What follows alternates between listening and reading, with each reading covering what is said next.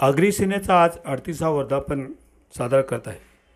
आगरी व बहुजन समाजातील सामाजिक परिवर्तनाच्या इतिहासात आगरी समाजाचे महामानव राजारामजी साळवी साहेब यांचे स्थान वरच्या दर्जाचे असून बहुजन समाजावर होणारा अन्याय अत्याचारांना प्रतिकार करण्यासाठी व तमाम आगरी समाजातील तरुणांना संघटित करण्यासाठी राजारामजी साळवी यांनी 1 ऑगस्ट 1986 रोजी आगरी सेनेची स्थापना केली. आगरी सेनेच्या येणाऱ्या काळाची वाटचाल आक्रमक असून अक्षता म्हात्रे या भगिनींचा झालेली हत्या व अत्याचार या विषयावरती कोणतीही मीडिया अथवा राजकीय नेते न्याय मिळावा हे बोलायला तयार नाही, कारण या प्रकरणात अत्याचार करणारा हिंदू पुजारी आहेत, तर दुसरीकडे यशस्वी शिंदे या भगिनीस झालेल्या हत्याच्या प्रकरणात एक मुस्लिम समाजाचा युवक समाविष्ट आहे. हे कळताच मतांचे राजकारण करत लव जिहाद सारखा विषय पुढे आणून राजकीय नेते व मीडिया आरडाओरडा करू लागले. आम्ही एकच सांगू की प्रशासनाने मतांचे राजकारण सोडून अत्याचार करणाऱ्या कोणत्या धर्माचा हे न बघता आमच्या या दोन्ही भगिनींचा लवकरात लवकर न्याय मिळवून या नराधमांना फाशीची शिक्षा व्हावी यासाठी प्रयत्न करावे.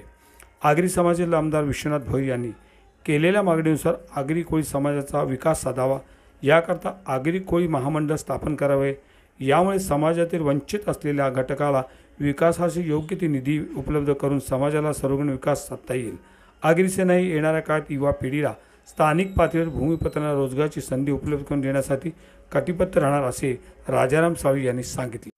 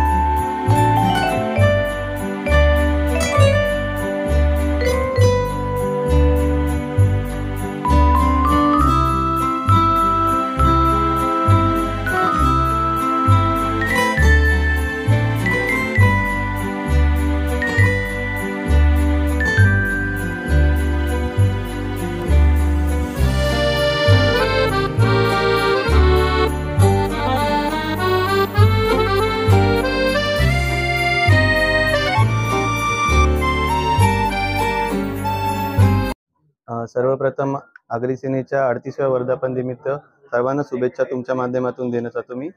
आणि आता ह्याची पुढची वाटचाल अशी असेल का आता आगरी सेनेचे तालुकास्तरीय आम्ही मार्गदर्शन शिबिर ठेवणार आहे. त्याच्यामध्ये मार्गदर्शन करणारे युवकांना कसं कुठल्या प्रकारचे राबवता येतील कोणत्याही गाव आणि गाव भेट मोहीम देखील आता आम्ही सुरू करणारच आहोत. जोमानी आगरी युवक आता काम करायला लागले व सक्रिय झाले आगरी सेनेमध्ये. जसं सरांनी सांगितलं की मुंबई, ठाणे, पालघर हे सगळे आगरी लोकांचे होते, पण आता सध्या हे अल्पसंख्याक झाले, त्यांच्यासाठी आपल्याकडून काय सांगितलं? त्यांच्यासाठी आता काय त्यांना जे योग्य ते मार्गदर्शन करून कसं न्याय मिळवता येईल त्याच्यासाठीच तर आगरी सेना निर्माण झालेली आहे.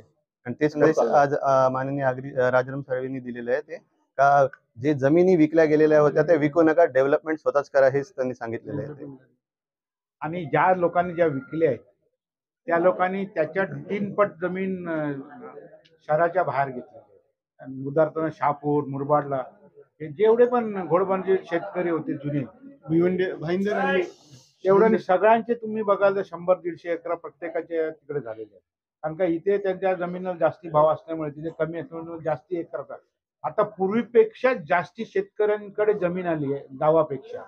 कारण का व्हॅल्युएशन ऑफ लँड इकडच्या आणि तिकडच्या व्हॅल्युएशन मध्ये जास्त भरपूर फरक आहे. आणि त्याच्यामुळे जास्तीत जास्त जमीन इकडची जमीन विकून लोकांनी फार्म हाऊस बांधले, काही बरेच रिसॉर्ट बांधायला घेतलेत, काही वॉटर पार्क बांधायला घेतले. या वर्धापन दिवशी आम्ही संदेश दिलेला आहे, प्रत्येक माणूस उद्योगामध्ये आला पाहिजे आणि त्याची प्रगती व्हायला पाहिजे, हा आम्ही आज संदेश दिलेला आहे. आपल्याला आगरी सेनेचा माणूस बलाढ्य झालेला आहे, त्याच्याकडे आर्थिक दृष्टिकोनातून प्रगती झालेली आहे आणि तो आज जगाबरोबर धावायला निघालेला आहे. आगरी सेनेच्या माणसाचा विकास व्हावा हीच आमची भावना आहे आणि तो विकास बहुत म्हणजे बऱ्याच फरकाने झालेला आहे आणि म्हणून जिथे तिथे आगरी समाज आहे तिथे तिथे प्रगती झालेली आहे. फरक बराचसा पडलेला आहे आर्थिक दृष्टिकोनातून, राहणीमानातून, सगळ्या आणि उद्योगामध्ये त्यांना प्राधान्य आम्ही दिलेलं आहे आणि म्हणून प्रत्येक आगरी माणूस नोकरी न करण्याचं त्यांनी ठरवलेलं आहे आणि उद्योगामध्ये प्रगती करण्याचं ठरवलेलं आहे. साळवी साहेब, विरारमध्ये त्या जी रिसॉर्ट तोडण्यात आलं त्याचा एक अर्ज तुमच्याकडे देण्यात आलेला आहे. हा. त्या बाबतीत काय तुम्ही आदेश देणार? त्या बाबतीत आम्ही लढा देऊ. जर ते त्यांना रिहॅब करू आम्ही हा. त्यांना पुनर्बांधणी करू आणि त्यांना रिहॅब करू. आणि ते कोळी समाजाचे आहेत त्यांना न्याय मिळाल्याशिवाय तिकडून नागरी सेना हलणार. काय म्हणजे कशा पद्धतीने आंदोलन करणार? आंदोलन करू किंवा न्यायाच्या दृष्टीने कोर्टात जाऊ. आंदोलन साहेबांचे भरू.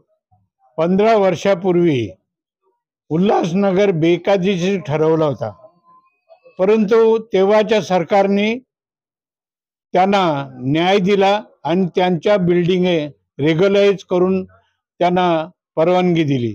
अशा पद्धतीची या धर्तीवर आम्ही तो मुद्दा लावणार आहोत आणि ह्यांना देखील त्याच पद्धतीने न्याय द्या असं सांगणार आहोत.